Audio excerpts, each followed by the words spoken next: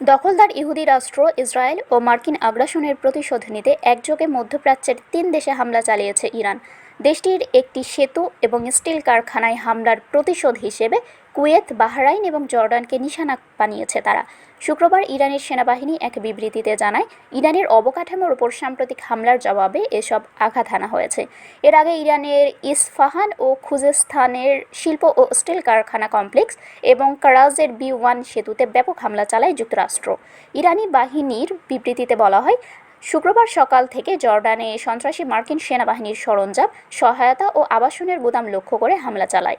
একই সঙ্গে কুয়েতের আরিফজান ক্যাম্পে যুক্তরাষ্ট্রের সাজোয়া ব্রিগেডের যান্ত্রিক ব্যাটালিয়নের অবস্থানেও আঘাত হানা হয়। এতে আরও বলা হয়, ড্রোন ব্যবহার করে বাহরাইনের সবচেয়ে বড় অ্যালুমিনিয়াম গলন কারখানাকেও লক্ষ্যবস্তু করা হয়েছে, যা মার্কিন সামরিক শিল্পের সহায়ক হিসেবে কাজ করে। শারমিন শিমু, বরেন্দ্র টেলিভিশন।